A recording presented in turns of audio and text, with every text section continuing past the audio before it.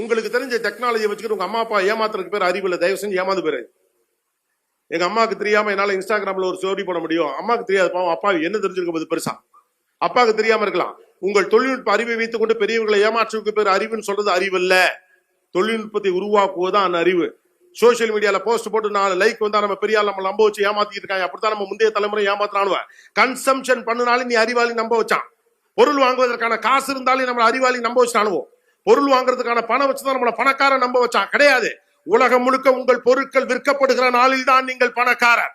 நீங்கள் உருவாக்குற டெக்னாலஜி உலக நாடுகள்லாம் ஃபாலோ பண்ணி டெக்னாலஜி பை இந்தியன் அப்படின்னு சொன்னா அப்ப நீ வித்தைக்கு வந்துட்ட. அது வரைக்கும் நம்ம எல்லாரும் கன்சியூமர். நம்மகிட்ட காசையும் கொடுத்து நம்ம காசை திரும்ப நம்மகிட்டே வாங்கிப்பானு. Be a producer, come up with new technology using AGA எல்லாத்தையும் பயன்படுத்துங்க. டிஸ்ட்ராக்ட் ஆகாதீங்க. அடுத்தது, don't get addicted to any things. Not on social media, not for television, not for cinema, not for any entertainment, not for any other bad habits. உங்களுடைய கடின உழைப்பையும் வெற்றியும் connect பண்ற டூலோட முக்கியமான பேர் ஒழுக்கம் தான். சில பேஸ் மாறவே மாறாது. ஒழுக்கம் விழுப்பம் ஒழுக்கம் உயிரினும் ஓம்பப்படும். மாறவே மாறாது. பேசிக் குவாலிட்டிஸ் will never change. ஏன் இவ்வளவு பேர் நல்லா படிச்சு ஜெயிக்க முடியல? ஏன் நிறைய பேர் ஹார்ட் ஒர்க் பண்ணி ஜெயிக்க முடியல? Because there is no discipline. உங்களுடைய ஹார்ட் ஒர்க்கையும் சக்சஸையும் கனெக்ட் பண்ற ஒரே புள்ளிக்கு பேரு டிசிப்ளின் மட்டும்தான். Be discipline. எல்லாத்தையும் கிரிஞ்சாக்காதீங்க. எல்லாம் சப்ப சாதாரண மேட்ரு மொக்க அப்படி முடிவுக்கு வராது.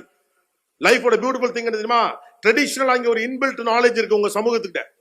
நன்கு படித்த கல்லூரிகள்ல படிச்சா படிக்காத எல்லாத்துல இருந்து ஒரு அறிவு இருக்குது. விவசாயத்துல இருந்து ஒரு அறிவு இருக்கு. ஊர்ல இருந்து ஒரு அறிவு இருக்கு. ஆசிரியர்கள்ட்ட ஒரு அறிவு இருக்கு. உங்கள்ட்ட டெக்னாலஜி ரெண்டையும் பிளெண்ட் பண்ணுங்க.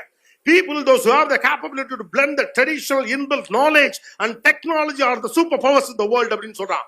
உலகத்துடைய மிகப்பெரிய அதிகார வர்க்கமாக யார் வருவார்கள் அப்படின்னா, நேட்டிவ் இன்டெலிஜென்ஸ் சொல்லப்படக்கூடிய உங்கள் பூமியின் இயல்பான அறிவையும் உங்களிடம் இருக்கக்கூடிய தொழில்நுட்பத்தையும் யாரால் ஒன்றிணைக்க முடிகிறதோ அவருக்கு தான் உலகத்துடைய மிகப்பெரிய அதிகாரமாக வருவார்கள்.